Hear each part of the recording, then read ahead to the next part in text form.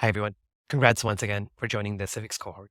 We're really excited to see all of you build your projects and be a part of this community. I'm Kishore, and I'm one of the co-facilitators and mentors of this program. Before we get started, just a couple of key reminders. One, let's continue to engage in the Discord channel. This is our hub for feedback, insights, and connecting with the community. Second, let's make sure to spotlight and share and track our progress on LinkedIn and Twitter as well. This isn't just about showcasing, but it's about journeying with the community that supports and uplifts each other. Plus, our City as a School channel is here to amplify your voice and share your progress and your projects within our larger network as well. Let's jump into today's video on how might we statements and an exercise called Crazy Eights. So last week, Serge walked us through a deep dive of building personas and building the foundation of our journey, which is a problem statement. We came up with a persona named Sarah, and we designed a key problem statement that said, Sarah, a podcast host, help us with juggling her tasks due to an inadequate scheduling tools. She presently uses multiple non-integrated solutions. Sarah seeks an efficient method to harmonize her roles, both as a mother and a podcast host. So using this statement, we'll now create a series of what is called how might we statements. Let's get started. At the core of innovation is the art of asking the right questions. And how might we statements are a catalyst for that. They ignite the spark of creativity, allowing us to rethink challenges as opportunities. And so how might we statements enable us to nurture a positive mindset. They allow us to turn obstacles into openings. They encourage us to think broadly, casting a wide net of solutions. And they're also succinct as well. So they keep our focus razor sharp. The magic of how might we statements lies in the words how, which suggests that there's a solution out there waiting to be unpacked. Might essentially ensures that we're keeping ourselves open-ended and not locking down on one solution right away. And we fosters collaboration, reminding us that we're in this together. Here's a quick how might we primer. First, we need to draw from our problem statement. So if you revisit the one that we created last week of Sarah, a podcaster who struggles with fragmented scheduling tools, a potential how might we statements for Sarah would be, how might we create a unified scheduling platform that aligns Sarah's dual roles seamlessly? Let's look at a couple of key tips on creating how might we statements. First, we need to make sure that we're starting with our problem statement. Root your how might we question in the concrete problems or insights that you've unpacked from your research. By anchoring them in genuine issues, we make sure that the solutions that we generate are relevant and address the heart of the matter. For instance, if the problem that we're looking at is students struggle with grasping intricate scientific concepts, instead of writing, how might we teach science better? We would rather say, how might we simplify complex scientific concepts for better understanding? The second tip is to make sure that we're not implanting on a solution. We need to keep the solution out of our how might we questions. Putting a solution into the question unintentionally restricts us from brainstorming and limiting the scope of solutions we can pull from. For example, if the problem that we're tackling is students aren't engaging in school clubs, instead of how might we use social media to boost school club popularity, we would rather try how might we elevate student engagement in school clubs. The third tip is to keep them broad, but not too broad.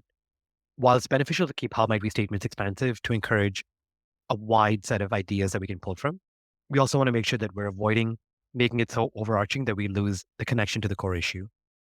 So as an example, if the problem is parents aren't regularly involved in school activities, instead of how might we refine parent-teacher meetings, we would rather try how might we amplify parent engagement in school initiatives. The next tip is to target the desired outcome. Aim for the end game. Your how might we questions should always zero in on the ultimate goal or outcome and ensure that solutions target the root and not just the symptoms. For example, if the problem that we're tackling is students find it tough to concentrate during prolonged classes, instead of how might we trim down class lengths, we would rather try how might we sustain student attentiveness throughout the lessons. And finally, positivity is key.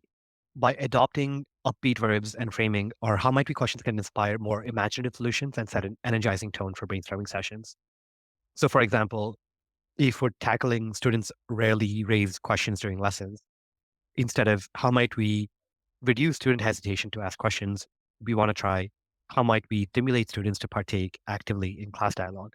Remember that how might we statements are all about transforming challenges into springboards for innovation. With these tips in your hand, I think you're well equipped to start crafting questions for your own problem statement and think of how these statements can lead to some really interesting, groundbreaking solutions. I would encourage you now to pause the video here and use these tips to create a short series of how might we questions for your own problem statement. Feel free to rewind each tip and use it as a checklist to make sure you're building effective statements. And once you're done, you can play the video again to move on to the next exercise. You can also use an AI tool called the How Might We Statement Generator by the AI Toolbox for Innovators. In this tool, you can identify your target audience and the problem statements that we created last week to then generate a bunch of AI generated How Might We statements. I would encourage you to use this tool to create some questions and compare those to the ones that you generate. And think about questions like, what sort of How Might We statements did you miss? Or how did these differ from the ones that you came up with? Once you've finished framing your How Might We statements, it's time to move on to the next exercise. Welcome to the Crazy Eights exercise. This is essentially a chance to do some rapid fire brainstorming. It pushes us to think fast and broad, often leading to some really out of the box solutions. To dive in, first grab a sheet of paper and fold it into 8 sections. Then set a timer for 8 minutes. And for each section, sketch or jot down a solution inspired by your How Might We statements. Remember not to overthink it. Go wild, and no idea is too crazy. At the end of the 8 minutes, you'll be surprised at the wealth of ideas before you. Some might be outlandish, but some might just be the right solution that you're thinking about.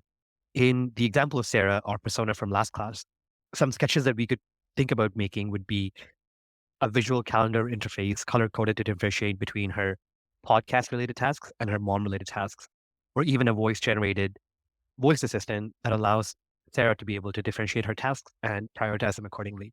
The goal here is to think broadly and write down whatever comes to your mind. And so some tips to effectively execute on this exercise would be: one, embrace the speed. The idea is to sketch quickly without overthinking. And the 8 minute constraint that you have allows you and forces you to go with your gut feeling. Two, keep it rough. Don't aim for perfection or detail. These sketches aren't meant to be detailed or artistic. It's about the idea and not the execution in this exercise. And three, challenge yourself. Try to think of various angles and perspectives to the specific problem that you have. If one sketch feels too obvious, push yourself to think a little bit more differently in the next one. And finally, review and reflect. Once the exercise is over, take a moment to review your sketches and identify the most promising ones that you'd like to explore further. This last step is important because it allows you to reflect on what solutions you drew on paper. After you're done with the exercise, look at each drawing and think about why you drew it and how it solves the issue that you're currently exploring. Ask yourself questions like, what solution surprised me the most? Or what solutions seem most promising? And as much Crazy Eights is a great way to get volume of ideas and variety. In the upcoming session, we'll dive into the world of prototyping. We'll take the most promising sketches and concepts from our Crazy Eights exercise and mold them into some tangible prototypes. As a recap, today we created some really interesting additions to our How Might We statements and think about the problem statement at hand. And we then started our exercise on the Crazy Eights to think about how our solution can be tackled from various different perspectives and how our problem statement can be tackled in a lot of different ways. And so next week, we'll transition from ideation into actual tangible design. And so as you wrap up this week, remember to share your progress on LinkedIn and Twitter, and make sure you tag us as well. That way we can share it to our larger network and show your progress to our network and our partners as well. And as always, please feel free to reach out to us on Discord if you have any questions and connect with the mentors that you have access to in this program. Make sure that you're talking to some folks that have experience in this sort of work in the past.